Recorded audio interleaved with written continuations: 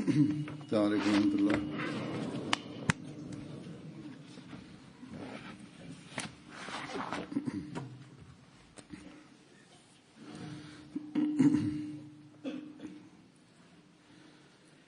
أشهد أن لا إله إلا الله وحده لا شريك له وأشهد أن محمدا عبده ورسوله أما بعد فأعوذ بالله من الشيطان الرجيم بسم الله الرحمن الرحيم الحمد لله رب العالمين الرحمن الرحيم مالك يوم الدين إياك نعبد وإياك نستعين اهدنا الصراط المستقيم صراط الذين أنعمت عليهم غير المغضوب عليهم ولا الضالين.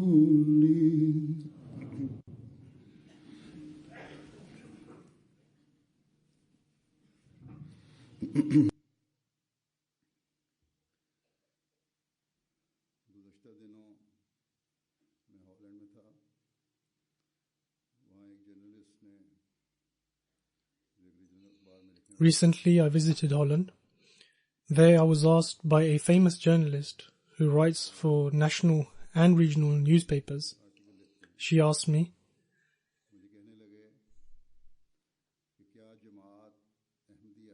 "Is the Ahmadiyya Muslim community the fastest growing community in the world?" I replied that if we look at by international standards, the Ahmadiyya Muslim community appears to be the fastest growing one.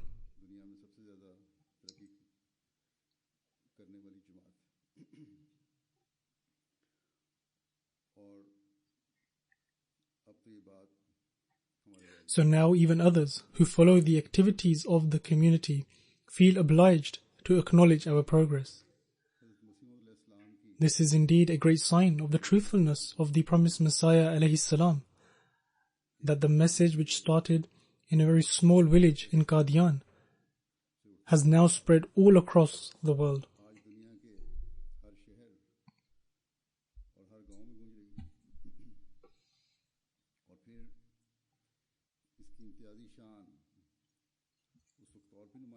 The distinct status of Ahmadiyya Muslim community shines through and becomes clear for everyone by witnessing the global progress of this community, when such progress was even beyond the realms of imagination of any individual.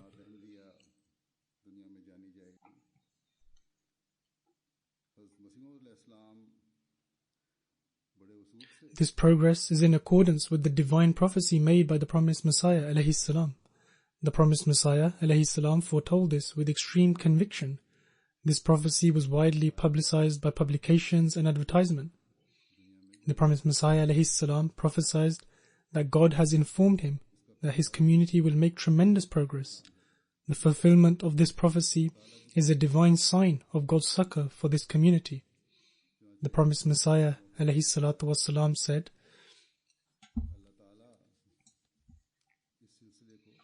Allah the Exalted is spreading this community in the world. Indeed, Allah the Exalted has willed to spread it in the world. It is also related that the promised Messiah alayhi salatu wasalam said, "Gradually, Allah the Exalted will spread this community to such an extent that its people will triumph over everyone." He also said that the current trials and tribulations will come to an end. The Promised Messiah ﷺ said, "It is God's way that all success comes in a progressive manner. No tree bears fruit as fast as our community has progressed.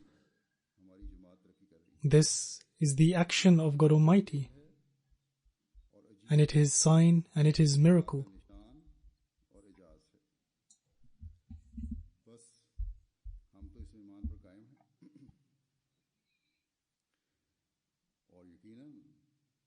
Thus, we strongly believe, and indeed every Ahmadi truly believes in the Promised Messiah ﷺ, and has witnessed that the message that hailed from a small town in a faraway part of the world 125 years ago has now spread globally.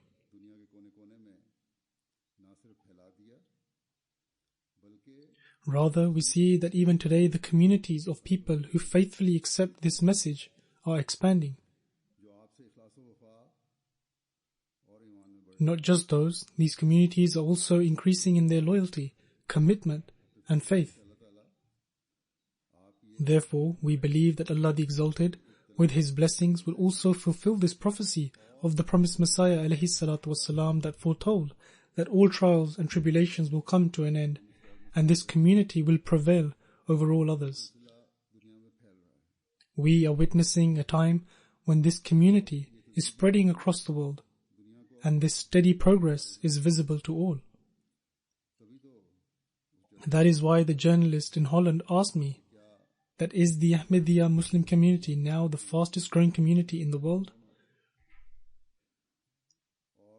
I also get asked this question by many people, and they admit that the Ahmadiyya Muslim community is a rapidly progressing community.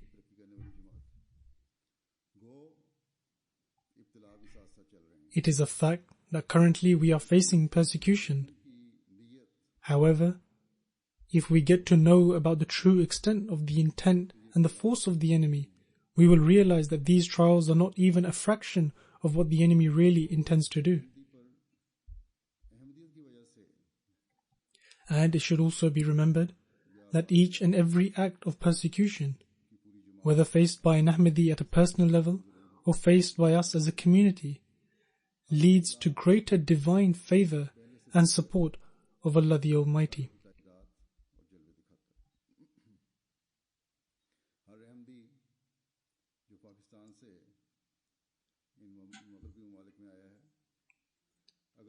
Every Ahmadi who has emigrated from Pakistan to these Western countries and has the conscience to be grateful can never deny that his personal circumstances have improved significantly with the grace of God Almighty after emigrating to the new country.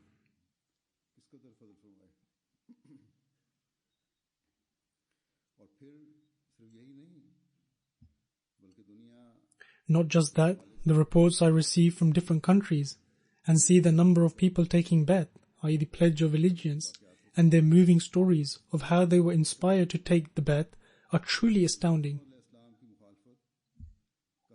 One wonders, on one hand, the Promised Messiah ﷺ is being opposed to the hilt, and on the other, God Almighty is showing us the signs of His support in such an obvious manner.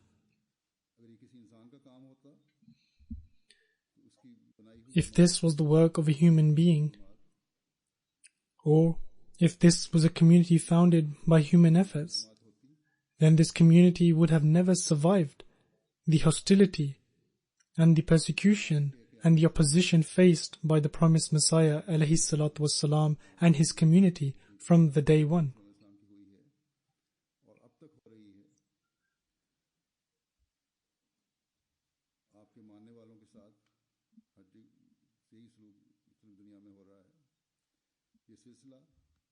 All this opposition should have exposed the falsehoods of the community.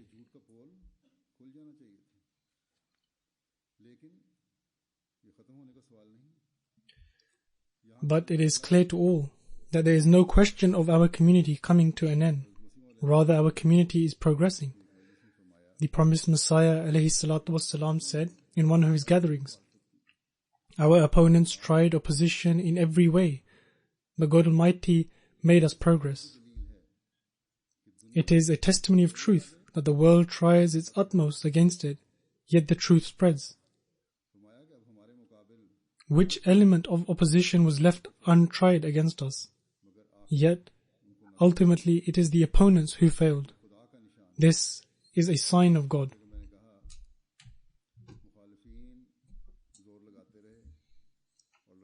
As I have just said, that our enemies have been doing their best, and they will continue to do so.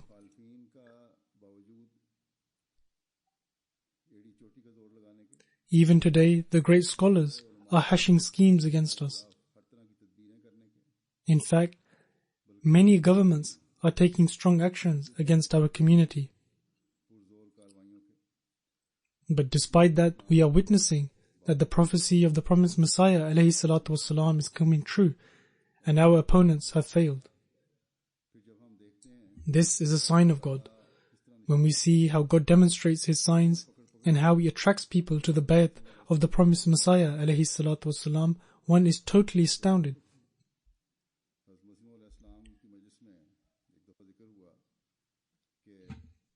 Once it was discussed at the gathering of the promised Messiah ﷺ that he received a letter from a man from Lahore, that he saw in his dream that the promised Messiah ﷺ was truthful. This man was known to someone who was the follower of an ascetic, and the ascetic used to live close to the mausoleum of Data Ganjbakhsh.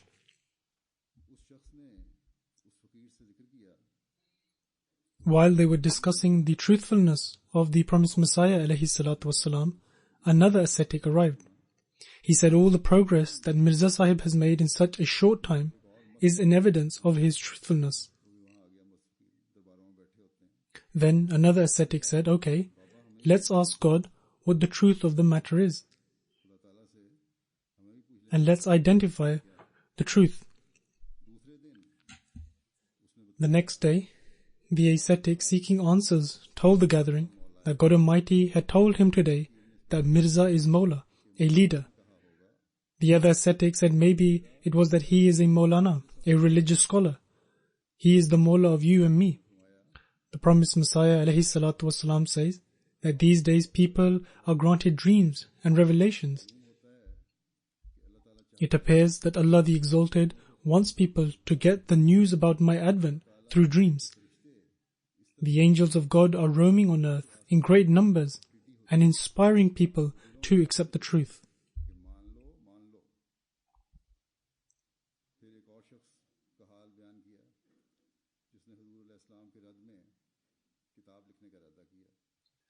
Then the promised Messiah ﷺ mentioned about another person who intended to write a book against the claim of the promised Messiah ﷺ. He saw in his dream that the Holy Prophet ﷺ said to him that you want to write a book to reject Mirza Sahib, who is actually truthful. So people of pious nature are granted guidance by God Almighty. These days, the resources and tools for preaching have increased significantly compared to the time of the promised Messiah ﷺ. However, the guidance that Allah the Exalted is giving to people through true dreams is playing a significant role in opening people's hearts. Of course, tabligh, i.e. preaching, helps in converting people who are blessed by Allah the Almighty. But God Almighty directly guides people too.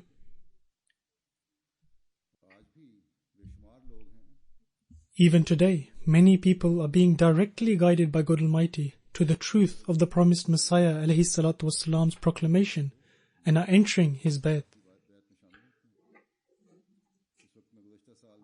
I will give some examples from the last year alone. I have selected only a few out of several examples of Allah the Almighty's guidance through true dreams. It is amazing listening to these people who are living thousands of miles away from Qadian. Sometimes they are in far-flung areas where there is no means of any kinds of communication. Yet Allah the Almighty still guides them.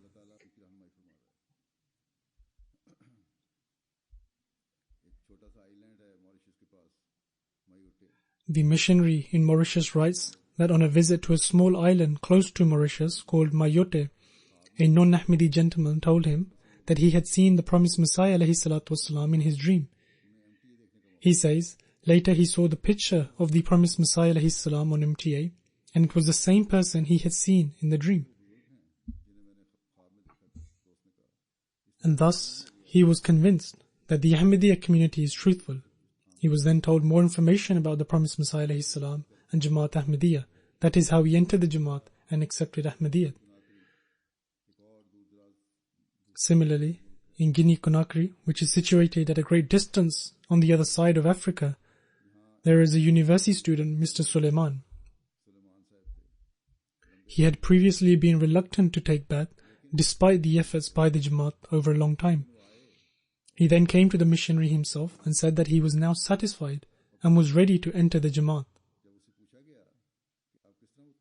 He was asked what had led to this change of heart. He said that he had a dream that he was in a boat. There was another boat close by which was about to sink.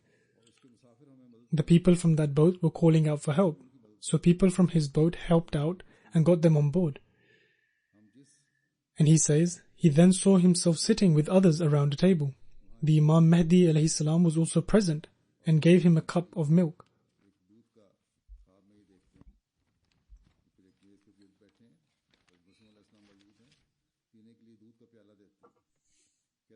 He says, he then drank the milk to his heart's content and found it extremely delicious. He said, upon waking up he realized that this was the drink that would give life only to those in his boat and in his bed, and thus he took the bed.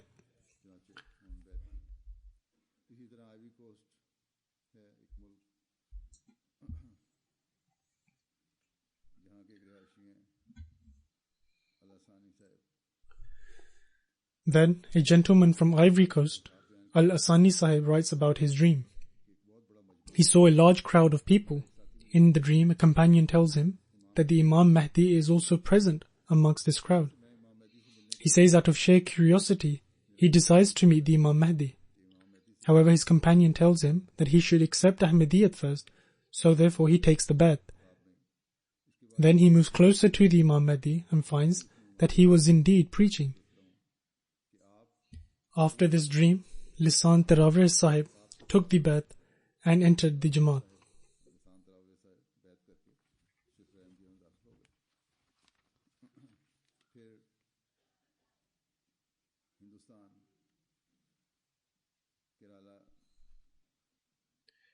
The president of the Jamaat in Kerala, which is an area in South India, writes that 5 months ago, a man, Mr. Abdul Hamid, had accepted Ahmadiyya through MTA.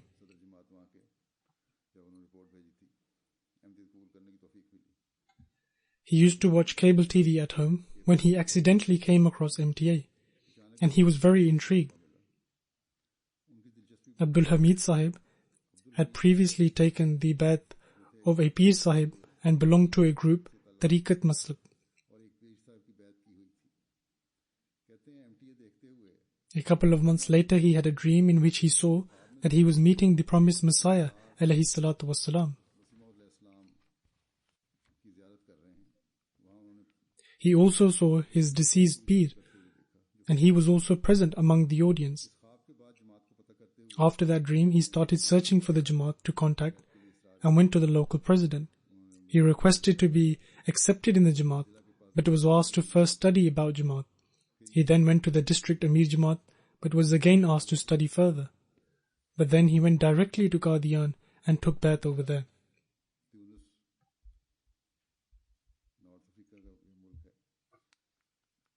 Similarly, there is a gentleman, Mr. Abdul Qadir, in Tunisia, a country in North Africa. He says he had long been impressed by the Jamaat, but not enough to take the Bai'at. Why? Because he was not convinced that Imam Mahdi was to be a prophet. This is a basic issue, especially for the Muslims. They need to understand that the promised Messiah ﷺ's claim is that of a non-law-bearing prophet. He has achieved this status only through the Holy Prophet ﷺ, and the advent of a prophet is still possible, but only through following the Holy Prophet ﷺ and only by Allah's grace. And the Messiah had to have the status of a prophet. Anyhow, he says around this time he decided that he would only accept Ahmadiyyat if God Almighty directly told him that Hazrat Mirza Ghulam Ahmad alayhi salam was the Imam Mahdi.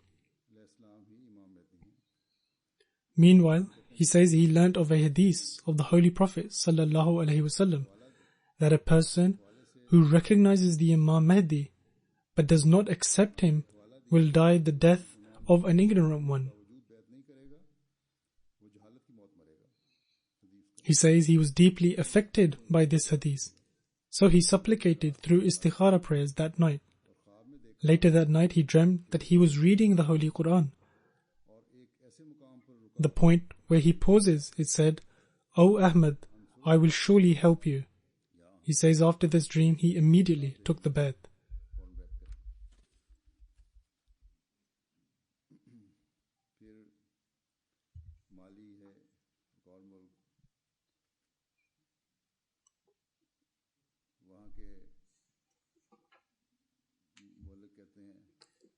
Then the missionary of Mali writes that there was an elderly gentleman, Mr. Koli Bali Sahib, who lived in a small town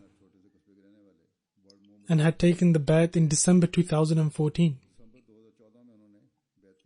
He says that back in 1964, when he lived in Ivory Coast, he saw in a dream that two white men approached him and told him that Imam Mahdi had come and that he should take his bay'at. However, as time passed, he joined the army and completely forgot about his dream. Then, in 2014, he accidentally came across the Ahmadiyya radio. Several radio stations are running over there by the grace of Allah the Almighty. As he started listening to the radio, he heard of the advent of Imam Mahdi, which led to a complete change of heart.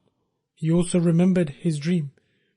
Now, he is thankful to Allah the Almighty that he was able to take the bay'at of the Imam Mahdi before dying. He was informed about the advent of the promised Messiah ﷺ 50 years ago through that dream. Therefore, God Almighty does not forsake good-natured people. God Almighty guided him even after a long time had passed.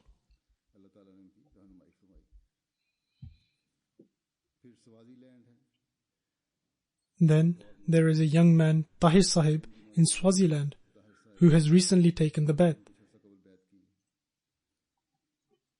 He had a dream on the 27th night of this Ramadan that the moon was shining so brightly as if it was daytime.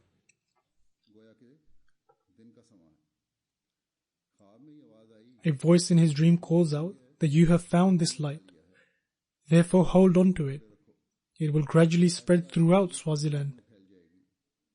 He understood this light to be that of Ahmadiyyat, which would gradually spread throughout the country.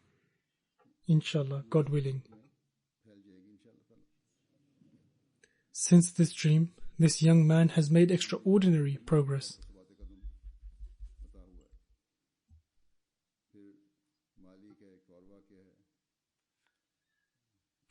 There is another gentleman from Mali, Mr. Saeed Sahib.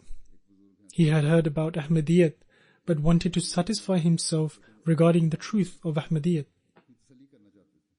So he decided to meditate in seclusion for 40 nights. He says that on the 21st night, he saw the promised Messiah ﷺ and also me in his dream. He dreamt that both of us visited him at his home and took him to the heavens. He says upon seeing this dream, he was satisfied and accepted Ahmadiyyat.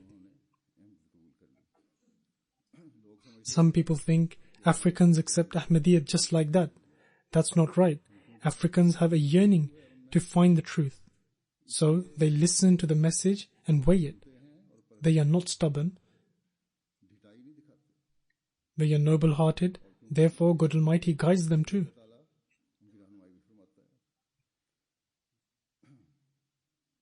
His faith mattered to him. That is why he decided to pray in seclusion.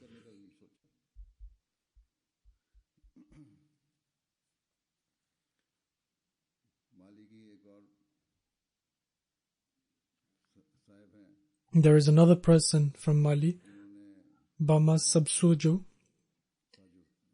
He had heard about Ahmadiyyat but was not sure whether it was a true Jamaat. So he decided to supplicate through istikhara prayers. On the third night, he saw in a dream that he was on a boat which capsized and all passengers were about to drown. And all of a sudden, a child came out of the water and told him that if he wanted to be saved, he should accept Ahmadiyyat. So in his dream, he accepts Ahmadiyyat and is saved, while the rest of the passengers drown. On waking up, he decided to take the bath. Abdul Sahib, who is from Sierra Leone, writes that his father was already an Ahmadi. Some people who have been led astray are also guided back, either due to their own good deeds or their parents' prayers. But he himself had been led astray. He had joined the Tablighi Jamaat and had also started going on Tablighi preaching excursions. Members of the Tablighi Jamaat from Pakistan and India go on Tablighi trips to Africa. So he says that the Ahmadi missionary and his father had tried their best to reason with him, but it had no effect on him. Sometime later he saw a large and beautiful celestial image of the promised Messiah, Hazrat Mirza Ghulam Ahmad of Qadian alayhi salatu wasalam, in a dream. The following day he left the Tablighi Jamaat and writes that he has joined Jamaat Ahmadiyya, the true Islam, once again, and alhamdulillah takes part in all their programs. Then, in order to establish that not only the promised Messiah alayhi salam was indeed Allah's true messenger, the Messiah and the Mahdi, indeed that system of Khilafat after the promised Messiah alayhi salatu wasalam is also helped and aided by God Almighty and strives to carry His mission forward. He guides people by showing the Khulafa in their dreams. A Muallim, a local missionary, writes that somebody by the name of Muhammad related a dream in which he saw that while he was on board a ship, the ship reached the middle of the ocean and suddenly a storm came and the ship started to sink. It seemed that the prospects of survival were coming to an end. At that time, suddenly a man reached his hands out to me and took me ashore. I did not know who this godly man was. A while later, this very same person by the name of Muhammad had contacted one of our Da'ina ilallah, i.e. the preacher, and Muallim. The Da'i ilallah made him watch MTA, but upon seeing my face,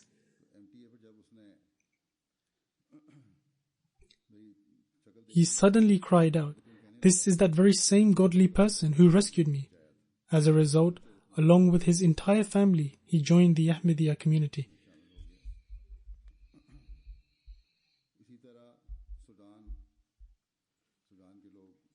Similarly, Ahmad Sahib writes that Amir Ahmad Sahib, who is a doctor, the people of Sudan, by the way, are extreme with regards to religion.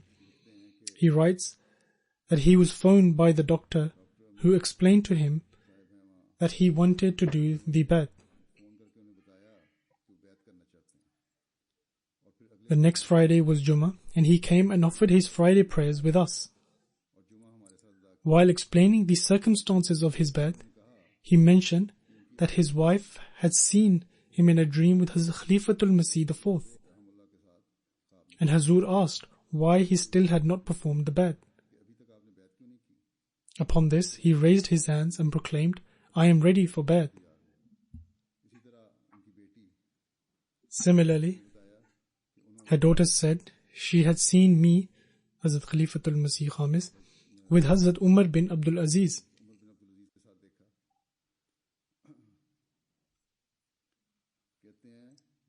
He writes, from this, Amir Sahib reached certainty that the Jamaat was true, because both the wife and the daughter had seen the Khulafa in their dream, and that the institution of Khilafat was true.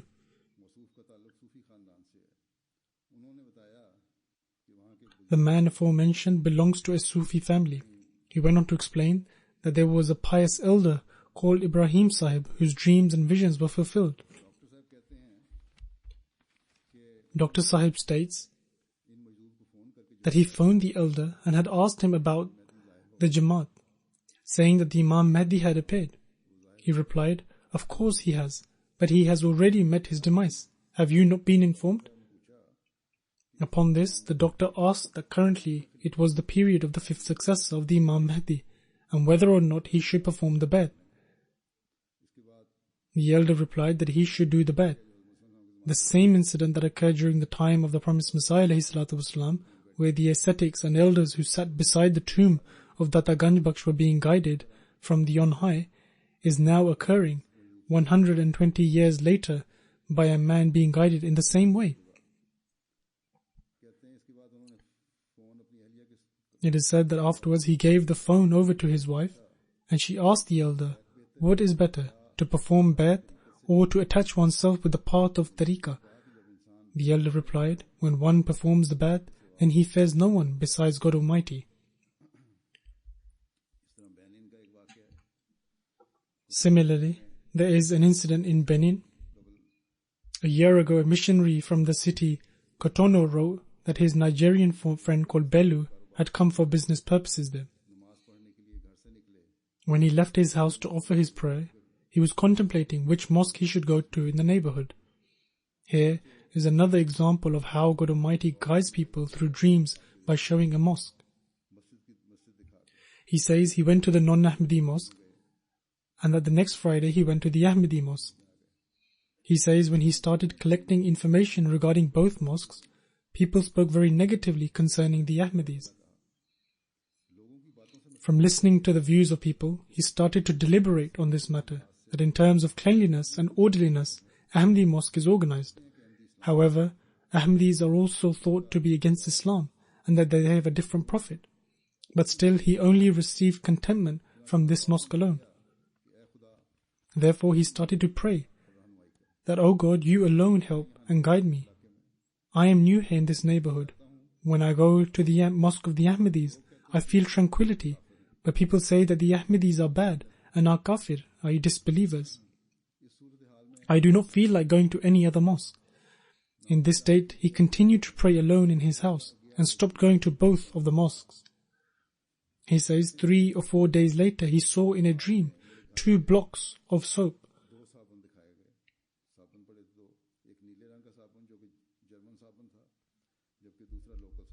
One was a blue soap, which was of a German make, while the other was a soap made locally.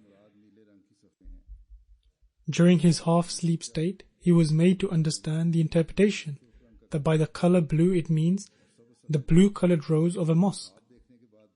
Upon waking up, he recalled that on Friday in the mosque of the Ahmadis, the color of the carpets was red and the rose were green. So after seeing this dream, he had made an assessment of both mosques again and found the blue-colored rose in the Ahmadiyya mosque.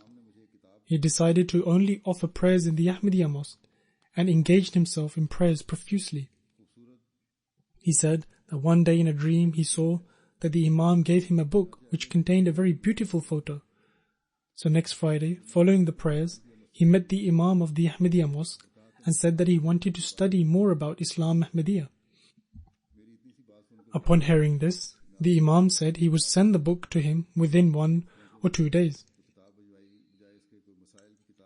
Now, as opposed to being a book on religious issues, the book that was dispatched to him was entitled World Crisis and the Pathway to Peace. He said that upon opening it, on the first page was that very photo he had seen in his dream. From this, his faith increased even more. Then on one occasion he was shown the Holy Quran. It was not the Holy Quran which he had at home, rather it was some other Quran. A few days later he saw the French translation of the Quran, which was published by the Jamaat and was on display in the mosque, which was shown to him in his dream. In this manner Allah the Exalted continued guiding him, as if he was being led while his hands were being held. The person under discussion stated that one day Allah the Exalted informed him in a dream-like state that there are 10 commands which he should read, and in the dream the 10 commands were read out to him. He could not remember the words, but every single meaning and import continued to establish itself in his heart and became firmly rooted. He said that exactly 3 or 4 days after, he started speaking to the Murabbi Sahib of the mosque and did not yet know how to perform the Bai'at, when suddenly the Murabbi Sahib handed him a piece of paper telling him that in order to act according to Islam, there were 10 conditions which ought to be read out and understood. That is to say, only if one wants to learn the truth about the Ahmadiyya community. When he read the 10 conditions of Bai'at, he cried profusely at how his God had bestowed guidance onto him.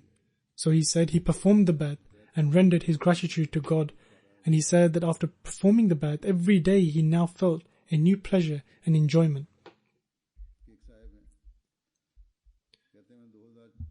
Moreover, someone from Egypt relates that he saw a dream in 2004. Hazrat Khalifatul Masih IV was resting in one place. He was seated beside Hazrat Khalifatul Masih IV, and upon seeing him, he advised him to carry out research into this matter. At this point, I could not understand, and says that he never had seen Hazrat Khalifatul Masih IV prior to this.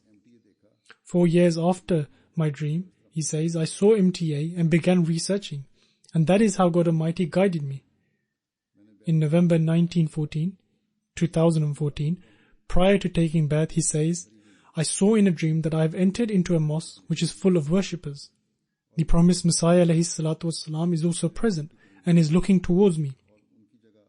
As I moved closer to Hazur, i.e. the promised Messiah ﷺ, Hazrat Khalifatul Masih I appeared in his place, and a voice says that this is Abu Bakr Siddiq. As I moved more close, Khalifatul Masih V appeared in the place of Hazrat Khalifatul Masih I. As soon as he saw me, he raised his hands to pray, and I also began to pray.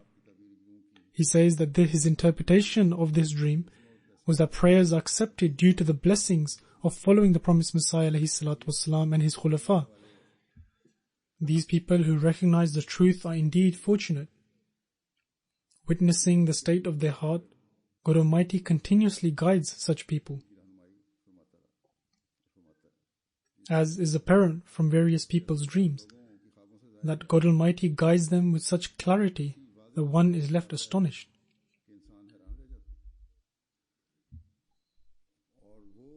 While those who consider themselves to be the scholars of faith are deprived from this guidance. The promised Messiah ﷺ was once sitting in a gathering with some new Ahmadis. Expressing his love for them, the promised Messiah ﷺ said, You are very fortunate, because God Almighty closed the doors on the famous and prominent Maulvis, i.e. clerics. However, He has opened them up for you.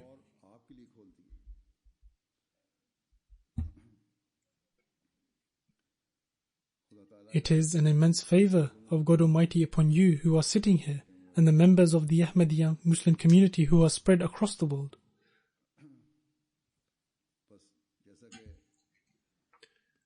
God Almighty has enabled you to accept Ahmadiyyat. Therefore, as I have mentioned many times before, that we should also remember this favor of God Almighty, and we should also be grateful for this favor.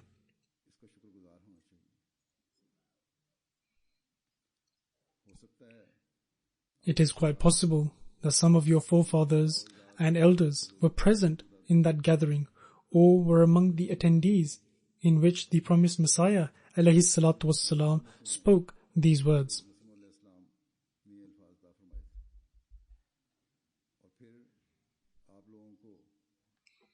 You should also pray for those elders who remembered this favor of God Almighty and instilled Ahmadiyyat in their progeny.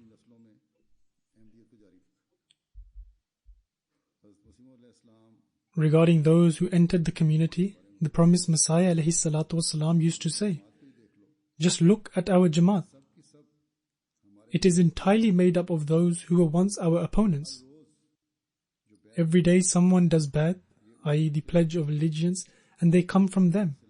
If they did not have the capacity and the good fortune, then how would they have been able to come? Many letters like this come from the people who want to do Bai'at. stating that before they used to hurl verbal abuse, but now they repent and seek forgiveness. Even today, there are many who once had hostile attitudes, but are now increasing in their sincerity. They did the Bai'at, and after that, they excelled in their sincerity and devotion. One of our missionaries in Mali wrote that one of the members of our community is Sulaiman Sahib. After his Bai'at, his wife left him and went to his brother Diyam Tapele and told him that his brother was no longer a Muslim. She belonged to a Muslim family, therefore the wife went back to her own brother and not her husband's brother, but informed her husband's brother that his brother had become an Ahmadi and is no longer a Muslim. He has become an Ahmadi, therefore he should go and speak to him. His brother became furious and went to Sulaiman Sahib and told him to leave Ahmadiyyat.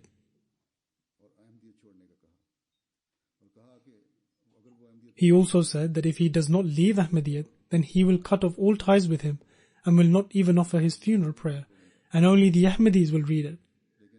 However, Sulaiman Sahib took no notice of his brother and remained resolute. After a while, his brother, who was opposing him, also began listening to the Ahmadiyya radio, so that he could listen to what they say and criticize it in order to save his brother. However, a short while later, the condition of his opposing brother's heart changed, and instead he took the Bai'at and joined Ahmadiyyat.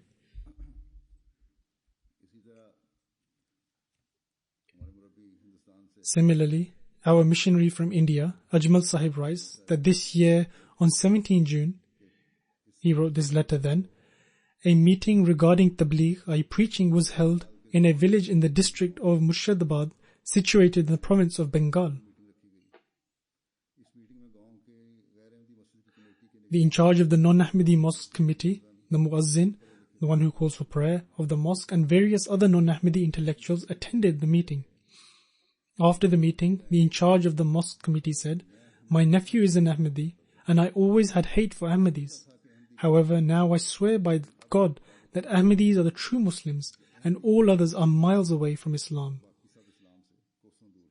Later, 12 people took Bai'at in this village. Thus, these are all the works of God Almighty which He is doing, and the Jamaat is witnessing these signs. Indeed, these incidents further strengthen our faith. The promised Messiah ﷺ states,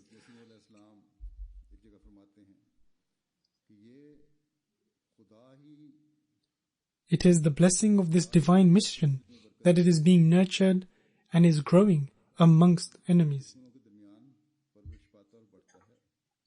It is the blessing of this divine mission that it is being nurtured and is growing amongst enemies. The promised Messiah ﷺ further states, they made great plans, even forged court cases for murder, but what is from Allah the Exalted is never wasted. I say to you truthfully that this is from God. Had it been a result of human plans, then human schemes and human contentions would have obliterated it by now. The fact that it is growing and progressing in the face of human scheming is a proof that it is from God Almighty. Thus, the more you will develop your strength of belief, the brighter your hearts will be. The more you, i.e. Ahmadis, will develop your strength of belief, the brighter your hearts will become.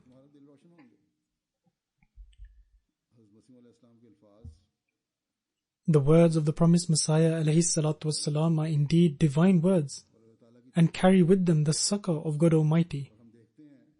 We are witnessing that this community is nurturing amidst the enemy.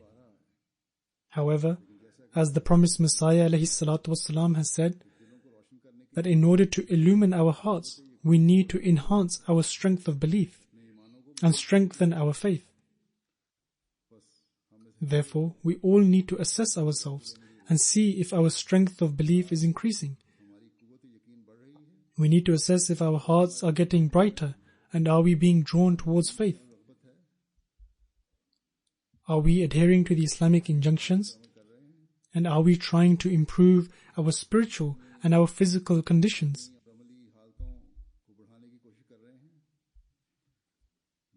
Many new Ahmadis write about their accounts and how after accepting Ahmadiyyat, their spiritual condition has significantly improved.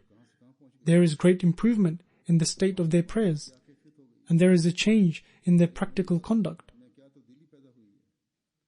Some women write about their husbands that after accepting Ahmadiyyat, there has been a complete change in their attitude. Before, there was all kinds of discord, fighting and arguments in their homes, but now there is peace and tranquility. Observe how and with such worry the new Ahmadis are concerned about their religious condition. They are greatly worried and are bringing about changes in them.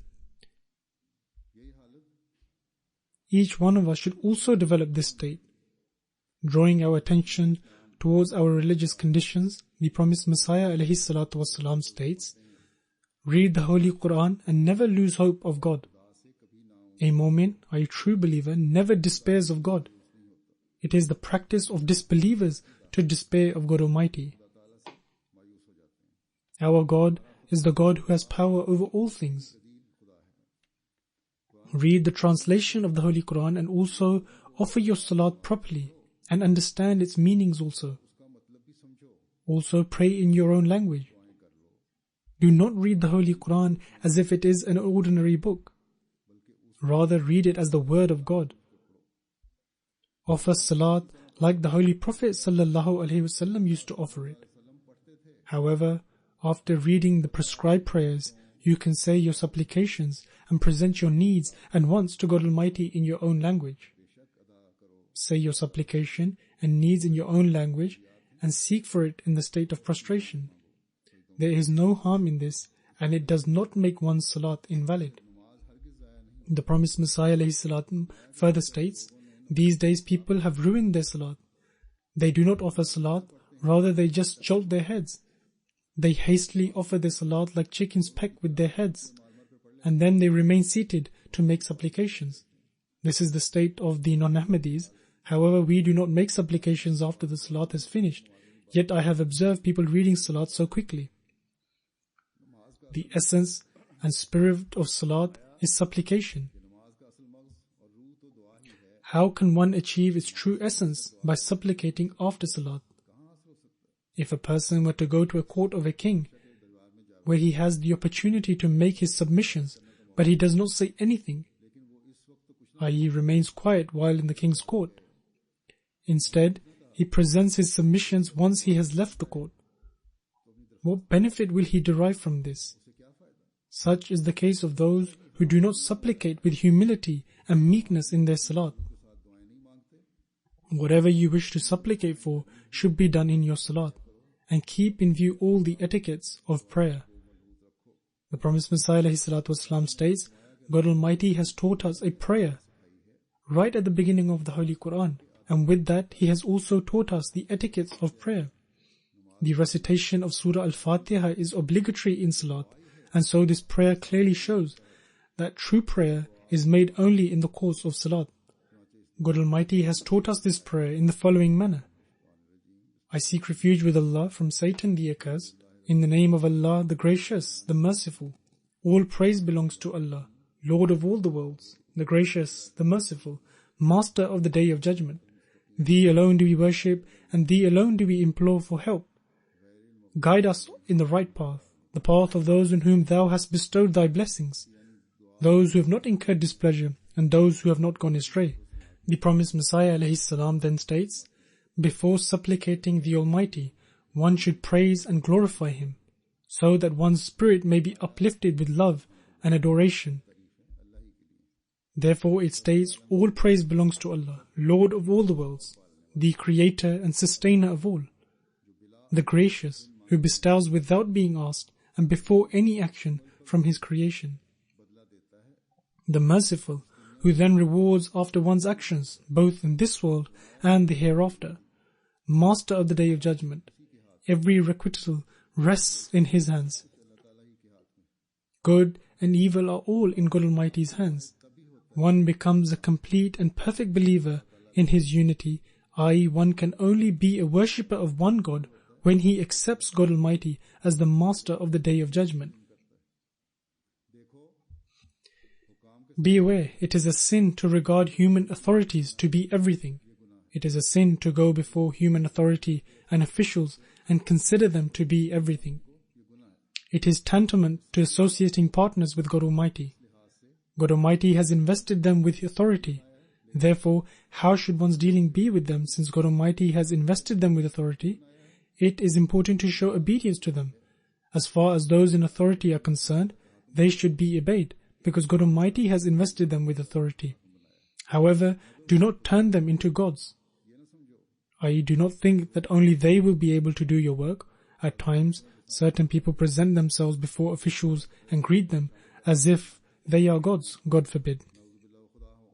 The promised Messiah ﷺ states, "Give the dues of man to man, and the dues of God Almighty to God Almighty. Then say, Thee alone do we worship, and Thee alone do we implore for help. Guide us in the right path, that is, the path of those on whom Thou hast bestowed Thy blessings. That is, the party of the prophets, the truthful, the martyrs, and the righteous." In this prayer, the grace and bounty bestowed on all these groups is pleaded for. It then states, "Save us from the path of those who incurred Your displeasure and who went astray."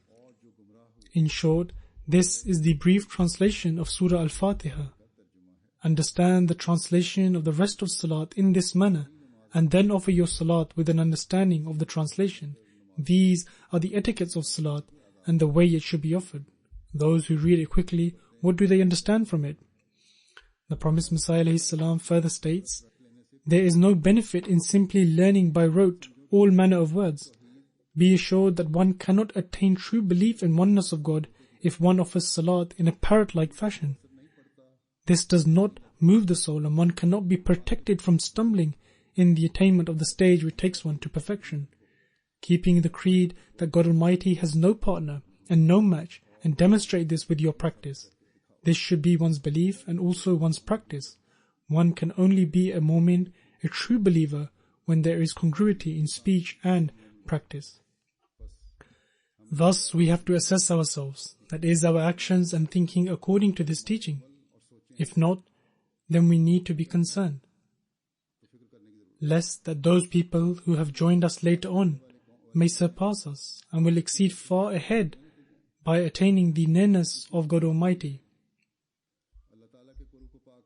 And when we realize that we have been left behind, and also our progeny has been left behind, that it will take decades to cover those distances, and it will take a long time to reform our future progenies. Do not let your progeny fall deep into worldly affairs, that they become left behind. They should not come to these countries and follow worldly pursuits. The rights of God Almighty should nonetheless be fulfilled, and Salat should be offered along with its meanings.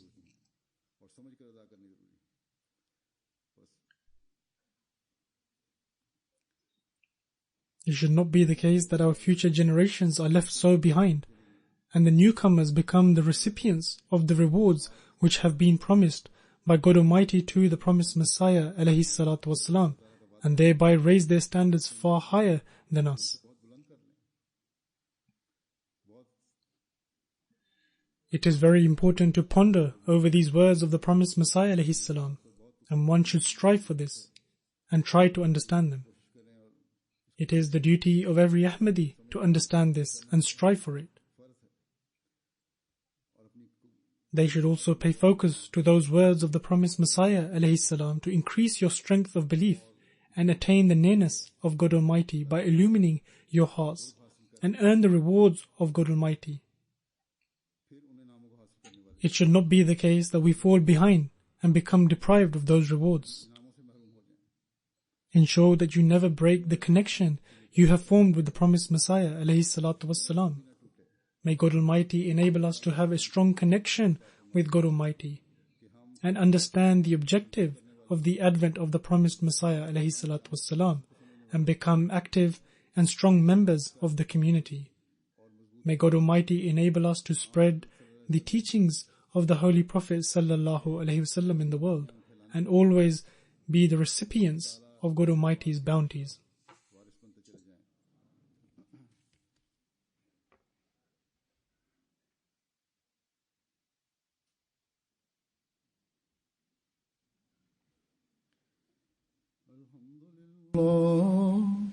الحمد لله نحمده ونستعينه ونستغفره ونؤمن به ونتوكل عليه ونعوذ بالله من شرور أنفسنا ومن سيئات أعمالنا من يهده الله فلا مضل له ومن يضلله فلا هادي له ونشهد أن لا إله إلا الله ونشهد أن محمدا عبده ورسوله عباد الله رحمكم الله إن الله يأمر بالعدل والإحسان وإيتاء ذي القربى وينهى عن الفحشاء والمنكر والبغي يعظكم لعلكم تذكرون اذكروا الله يذكركم وادعوه يستجب لكم ولذكر الله